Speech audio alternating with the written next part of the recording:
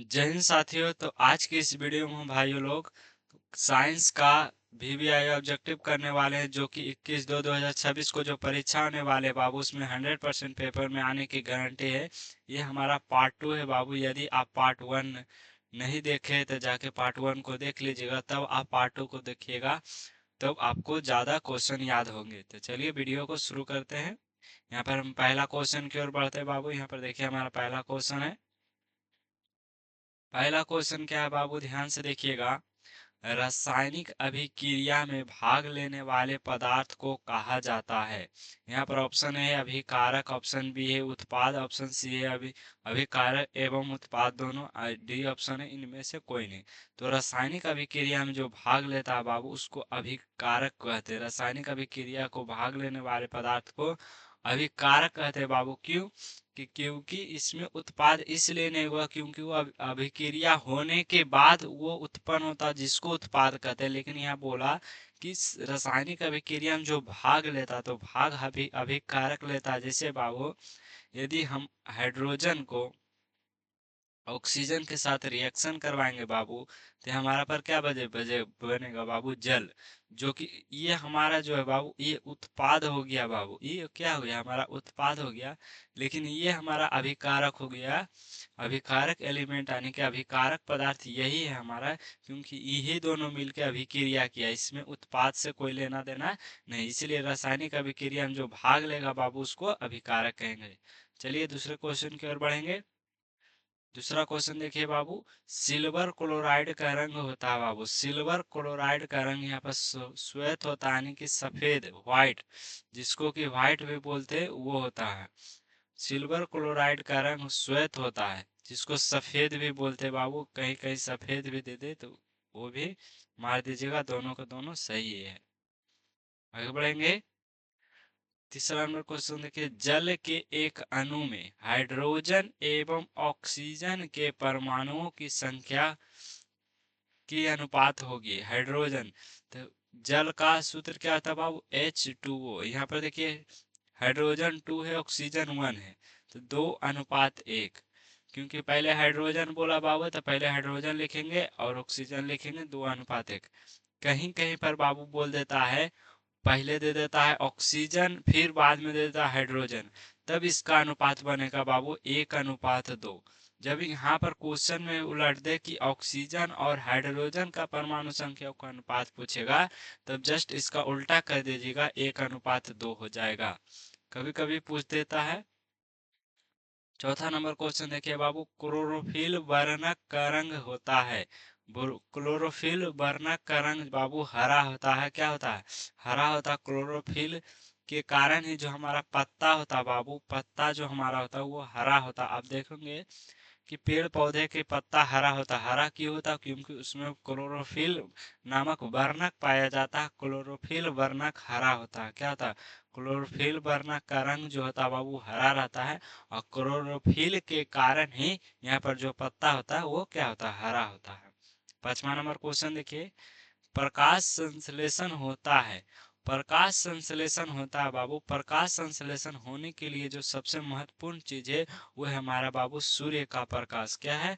सूर्य का प्रकाश। क्या है हमारा बाबू? सूर्य का प्रकाश। सूर्य का प्रकाश बहुत ही जरूरी है। तो सूर्य के प्रकाश कब मिलेगा बाबू? तो हमें दिन में मिलेगा।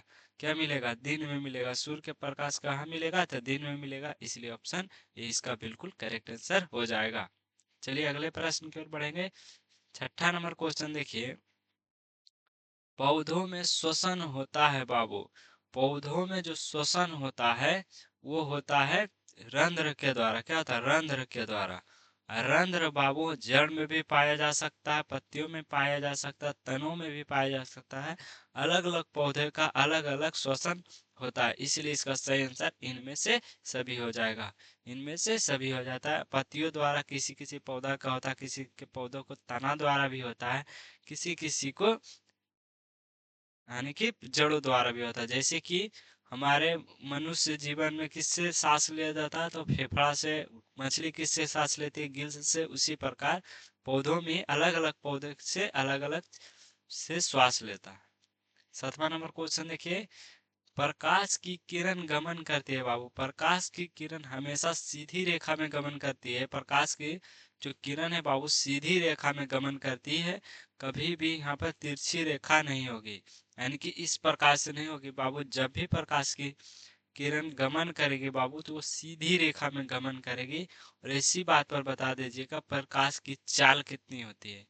प्रकाश की चाल कितनी होती है बाबू? प्रकाश की चाल कमेंट बॉक्स में ठोक दीजिएगा कि प्रकाश की चाल कितनी होती है, क्योंकि वो भी महत्वपूर्ण है। 8वां नंबर क्वेश्चन देखिए, सरल सूक्ष्मदर्शी में किसका प्रयोग किया जाता है?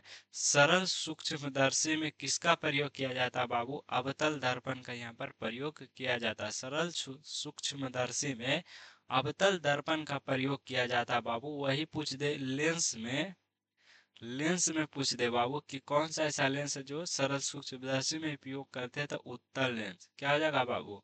उत्तल लेंस। चलिए आगे बढ़ेंगे। 9 नंबर क्वेश्चन देखिए, किसी कार के अग्रदीप में प्रयुक्त दर्पण निम्नलिखित में से कौन से है? कार के अग्रदीप यानी कि हेडलाइट बाबू, हेडलाइट। हेडलाइट आप देखे होंगे कि कार का जो हमारा हेडलाइट होता है वो सभी प्रकाश की किरणों को एक जगह एक रोड पर ही अपसरित कर देता है, यानी कि अभिसरित कर देता है। तो इसलिए इसका सही ऑप्शन अवतल दर्पण ही होगा, क्योंकि अवतल दर्पण ही है जो सारे प्रकाश को एक बिंदु पर अभिसरित कर देता है, यानी कि एक बिंदु पर ला देता है। कहीं से भी प्रकाश आए एक बिंदु पर ही यहाँ पर कर देता है, यानी कि रोड पर ही फोकस कर देता है। आप देखेंगे जो कार का हेडलाइट होता है या बाइक का हेडलाइट होता है केवल रोड पर होता है, रोड से इधर उधर यहाँ पर नहीं होता है। तो चलिए आगे बढ़ेंगे।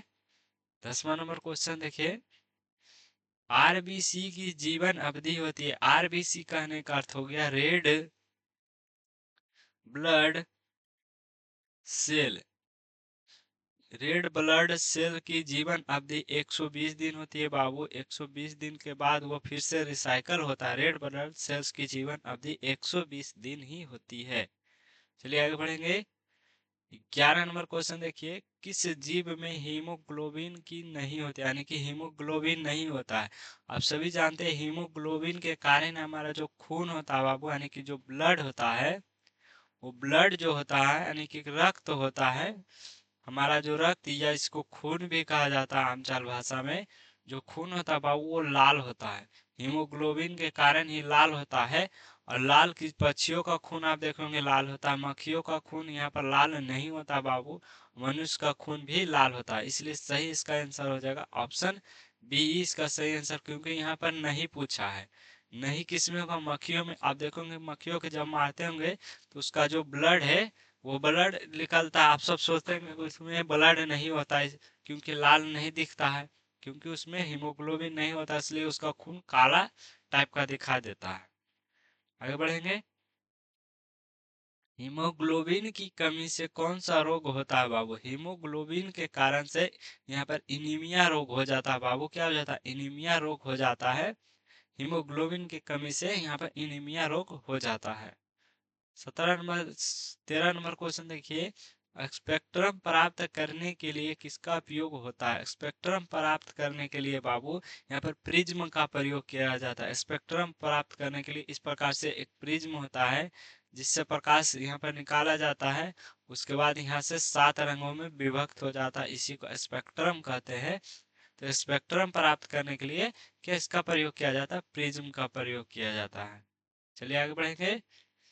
14 नंबर क्वेश्चन देखिए, प्रकाश के किस रंग का तरंग दैर्घ्य सबसे अधिक होता है?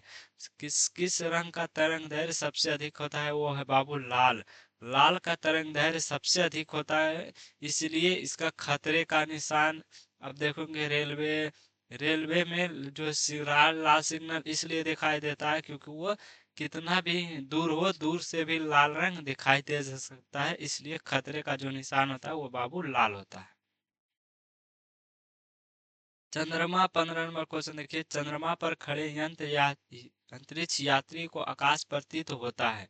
चंद्रमा पर खड़े अंतरिक्ष यात्री को आकाश जो हमारा प्रतीत होता है बाबू काला होता है। क्यों? क्योंकि ऊपर प्रकाश का परिकिरण नहीं हो पाता है। जो हमारा है ऊपर है जो, क्योंकि पृथ्वी पर ही प्रकाश का परिकर्णन होता है, प्रकाश की परिकिरण किरणन नहीं हो पाता है। चंद्रमा पर यानी अंतरिक्ष पर प्रकाश का परिकिरण नहीं होता, इसलिए बाबू यहाँ पर काला दिखाई देता है। और हमारे धरती से आकाश नीला इसलिए दिखाई देता क्योंकि पृथ्वी पर प्रकाश का परिकिरण यहाँ पर हो जाता, क्या हो जाता, हो जाता, प्रकाश का परिकिरण हो जाता है, इसलिए नीला दिखाई देता है। चूंकि चंद्रमा पर खड़ी अंतरिक्ष यात्री को काला इसलिए दिखाई देगा क्योंकि वहां पर प्रकाश का परिकिरण नहीं हो पाता है। 16 नंबर क्वेश्चन देखिए, शैल चिकित्सक बाबू यानी कि जो शैल चिकित्सक जो हड्डी का डॉक्टर होता है, हड्डी टूटने के लिए कौन सा रासायनिक का प्रयोग करता है? आप देखोगे जब किसी का हाथ टूट जाता है या पैर टूट जाता है तो उसको प्लास्टर कर देता है। जैसे कि ये हमारा मान लीजिए हाथ है पाँव, तो यहाँ पर यदि किसी का फ्रैक्चर हो जाता है तो इस प्रकार से गोल करके एक ढांचा तैयार कर देते हैं जिससे वो हड्डी जुड़ जाता है। तो इसका किसका प्रयोग किया जाता है बाबू? प्लास्टर ऑफ पेरिस का प्रयोग किया जाता है, पीओपी का। पीओपी का प्रयोग किया जाता है। इसका सूत्र हम आपको बता दें बाबू, होता है CaSO4 हाफ H2O। क्या होता है बाबू? Half H2O। याद रखिएगा, फॉर्मूला कभी कभी पूछता है। ये देखिए बाबू, प्लास्टर ऑफ पेरिस का रासायनिक नाम होता है, प्लास्टर ऑफ पेरिस का रासायनिक नाम क्या होता है? CaSO4 हाफ H2O इसका फॉर्मूला होता है। इसी से रासायनिक नाम फाइंड करेंगे। Ca मतलब कैल्शियम, SO4 माने सल्फेट, 1/2 माने अर्ध, और हाइड्रेट, इसको हाइड्रेट बोलते हैं। तो बाबू कैल्शियम सल्फेट अर्ध हाइड्रेट, ऑप्शन डी वाला बिल्कुल करेक्ट हो जाएगा। क्या हो जाएगा? Option D. चलिए आगे बढ़ेंगे। दही में कौन सा अम्ल पाया जाता है बाबू? दही में जो अम्ल पाया जाता है बाबू वो लैक्टिक अम्ल पाया जाता है। दही में कौन सा अम्ल पाया जाता है? तो लैक्टिक अम्ल पाया जाता है, याद रखिएगा। 19 नंबर क्वेश्चन देखिए, विद्युत आवेश का SI मात्रक होता है बाबू। विद्युत आवेश का जो SI मात्रक होता है वो कूलाम होता है। विद्युत आवेश का SI मात्रक होता है वो क्या होता है? कूलाम होता है, याद रखिएगा। आगे बढ़ेंगे। 20वां नंबर क्वेश्चन देखिए, विद्युत बल्ब के फिलामेंट का द्रव होता है। विद्युत बल्ब, पहले के जो बल्ब आते थे बाबू, जो पहले का जो एक बल्ब आता था आप देखोगे इस प्रकार से रहता था, उसमें एक फिलामेंट जुड़ा रहता था इस प्रकार से।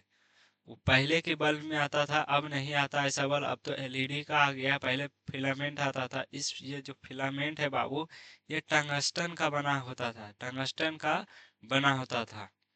आगे बढ़ेंगे। विद्युत हीटर के तार की कुंडली बनी होती है। विद्युत हीटर में आप देखेंगे बाबू इस प्रकार से तार एक बनी रहती है, वो हीट होती है, वो हीट होती है, और वही टूटती नहीं। आप गौर किए होंगे वो टूटती नहीं। क्यों? क्योंकि वो नाइक्रोम वायर की बनी रहती है। नाइक्रोम वायर की इतनी क्षमता होती है बाबू कि वो बहुत से ज्यादा डिग्री सेल्सियस अपने अंदर को सहने की क्षमता रखती है। बाकी सब धातु है जो टूट जाएगी, पिघल जाएगी, पर नाइक्रोम वायर यहाँ पर नहीं पिघलेगी। इसलिए विद्युत हीटर का जो कुंडली बनाई जाती है बाबू, नाइक्रोम वायर की बनाई जाती है। शुद्ध सोने को व्यक्त किया जाता है। शुद्ध सोना यहाँ बाबू 24 कैरेट का होता है। जो ज्वेलरी बनता है वो 22 कैरेट का होता है। क्योंकि शुद्ध सोना होता है बाबू इतना सॉफ्ट होता है कि जब आप उसको हाथ से मसल दीजिएगा तो वो मसला जाएगा। इसलिए उसमें कुछ कुछ मिलाया जाता है जिससे वो कुछ क्या हो जाए, हार्ड हो जाए, और वो उसको 22 कैरेट का बनाया जाता है। जब भी आप देखोगे ज्वेलरी होगा तो वो 22 कैरेट का ही होता है। 24 कैरेट का सोना का ज्वेलरी पहनना संभव है क्योंकि इतना सॉफ्ट होता है कि कहीं भी टूट के गिर जाए तो बहुत का नुकसान हो सकता है। 23 नंबर क्वेश्चन देखिए, वह कौन सा ऐसा धातु है बाबू जो कैमरे के ताप पर द्रव अवस्था में रहता है? कौन सा ऐसा धातु है जो कमरे के ताप पर द्रव अवस्था में रहता है? तो है बाबू है पारा। इसको मरकरी भी बोलते हैं, मरकरी भी बोलते हैं। यही बाबू अधातु पूछ लेता। अधातु जो कमरे के ताप पर यहाँ पर द्रव अवस्था में रहता तो वो ब्रोमीन कर दीजिएगा। जब धातु पूछ ले तो पारा इसका इसका आप सभी जानते हो Hg होता है इसका सूत्र, और ब्रोमीन का बी आर होता है। चलिए, इस प्रकार से आप जब अधातु पूछे तो क्या हमारा ब्रोमीन मार दीजिएगा, और जब हमारा धातु पूछे तो मरकरी मार दीजिएगा। चलिए आगे बढ़ेंगे। 24 नंबर क्वेश्चन देखिए, निम्नलिखित में कौन सा ऐसा अधातु है जो विद्युत का सुचालक होता है। कौन सा ऐसा अधातु है जो विद्युत का सुचालक होता है, यानी कि आप सभी जानते हो कि जो आधातु है बाबू विद्युत का चालन नहीं करता, लेकिन एक ऑप्शनल केमिस्ट्री में ऑप्शनल होता है जो विद्युत का सुचालक करता है बाबू, वह ग्रेफाइट। ग्रेफाइट एकमात्र ऐसा अधातु पदार्थ है जो विद्युत का चालन करता है, बाकी कार्बन, हीरा ये सबसे विद्युत का चालन नहीं होता है। चलिए आगे बढ़ेंगे। 25 नंबर क्वेश्चन देखिए, मस्तिष्क का सबसे बड़ा भाग कौन सा होता है। मस्तिष्क का सबसे बड़ा भाग सेरिब्रम होता है बाबू। क्या होता है? सेरिब्रम होता है। Option B. 26 नंबर क्वेश्चन देखिए, मानव मस्तिष्क का औसत भार है। मानव मस्तिष्क का औसत भार जो है, मानव जो हमारा दिमाग होता है उसका औसत भार 1.4 kg है। 1.4 kg है।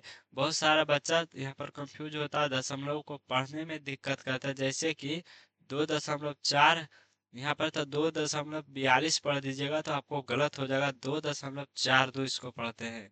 उसी प्रकार से 1.4, यदि इसके पीछे जीरो है तो 40 पढ़ेंगे, ना कि 40 पढ़ेंगे। चलिए आगे बढ़ेंगे। मैथ का भी कॉन्सेप्ट क्लियर हो गया। घेगा रोग पनपता है किसकी कमी से। घेगा रोग पनपता है आयोडीन की कमी से बाबू। आयोडीन हमें कहाँ मिलेगा? नमक से मिलेगा बाबू। आयोडीन का जो स्रोत होता है बाबू, जो स्रोत होता है वो कहाँ से मिलता है? नमक से मिलता है। आयोडीन का जो स्रोत है वो नमक से मिलता है। अब घेगा रोग देखोगे गला में कुछ सूजन टाइप का आ जाता है, उसी को घेगा रोग बोलते हैं बाबू। यदि आपके शरीर में यहाँ पर नमक की कमी हो गया, आयोडीन के यानी कि आयोडीन की कमी हो गया, तो यहाँ पर घेगा रोग आपके शरीर में हो जाएगा। 28 नंबर क्वेश्चन देखिए बाबू, विद्युत धारा उत्पन्न करने की युक्ति को कहा जाता है। तो विद्युत धारा को उत्पन्न करने की युक्ति को जनित्र कहा जाता है। इसको जनरेटर भी बोलते हैं बाबू। जेनरेटर, इसको जेनरेटर भी बोलते हैं। आप सब शादी ब्याह में देखोगे लाइट वगैरह कट जाता है, बोलता है जनरेटर चालू कर, उससे क्या विद्युत धारा उत्पन्न होती है। इसलिए विद्युत धारा के उत्पन्न होने की युक्ति को जनरेटर यानी कि जनित्र भी बोलते हैं। इसको डायनमो भी बोलते हैं। कभी कभी ऑप्शन में जनरेटर जनित्र ना दे तो डायनमो भी कर दीजिएगा। 29 नंबर क्वेश्चन देखिए, सोलर सेल का उपयोग होता है, यानी कि सोलर सेल में किसका उपयोग होता है। सोलर जो सेल बनाया जाता है बाबू उसमें सिलिकॉन का प्रयोग करते हैं। सिलिकॉन का सोलर सेल बनाने के लिए सिलिकॉन का यहाँ पर प्रयोग किया जाता है। लास्ट और 30 नंबर क्वेश्चन देखिए, निम्नलिखित में कौन सा प्राकृतिक संसाधन नहीं है। वो कौन सा ऐसा है यहाँ पर देखिए, प्राकृतिक संसाधन नहीं है बाबू। वो वायु हमारा प्राकृतिक संसाधन है, जल भी प्राकृतिक संसाधन है, मिट्टी भी प्राकृतिक संसाधन है, लेकिन जीवधारी है बाबू, वो प्राकृतिक संसाधन नहीं। आप सोचते होंगे वो प्राकृतिक नहीं बाबू। बिना लैंगिक जनन के, बिना लैंगिक जनन, जनन और या तो अलैंगिक जनन, यानी कि बिना जनन के जीवधारी संभव नहीं है बाबू। अलैंगिक जनन और लैंगिक जनन यानी कि बिना जनन के जीवधारी संभव नहीं, वो प्राकृतिक रूप से पैदा नहीं होंगे। चाहे वो पौधे हो, चाहे वो मनुष्य हो, चाहे कोई भी जीव जंतु हो, यहाँ पर वो बिना जनन के यहाँ पर उत्पन्न नहीं होंगे। बाकी के बाकी बिना जनन के जल, मिट्टी, वायु जो है बिना जनन के यहाँ पर उत्पन्न होते हैं, इसलिए यह प्राकृतिक संसाधन है। और मनुष्य वगैरह क्या बिना जनन के पैदा नहीं हो सकता, इसलिए उसको प्राकृतिक संसाधन बोलना सही नहीं होगा। इस प्रकार से 30 क्वेश्चन हम आपको करवाए हैं।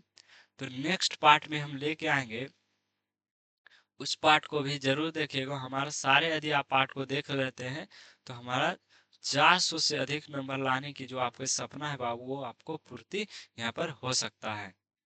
तो चलिए हम यहाँ पर वीडियो को यहाँ पर अंत करते हैं। चलिए मिलेंगे नेक्स्ट वीडियो में। नेक्स्ट वीडियो में बाबू हम वन शॉट लाने वाले हैं त्रिकोणमिति का, जो कि अभी तैयार हो रहा है त्रिकोणमिति का, जो आप सिर्फ उसको देख लीजिएगा तो उससे बाहर ऑब्जेक्टिव नहीं आने वाला, क्योंकि आप सभी जानते हैं कि ऑब्जेक्टिव है जो सबसे ज्यादा त्रिकोणमिति का 40 से 50 मार्क्स का क्वेश्चन सिर्फ इसी से आता है। समझ लीजिए 100 नंबर का पेपर में 50 मार्क्स का इसी से आ जाए तो कितना महत्वपूर्ण चैप्टर होगा। तो उस वीडियो को आप जरूर देखिएगा। तो चलिए मिलेंगे नेक्स्ट वीडियो में। जय हिंद, जय भारत।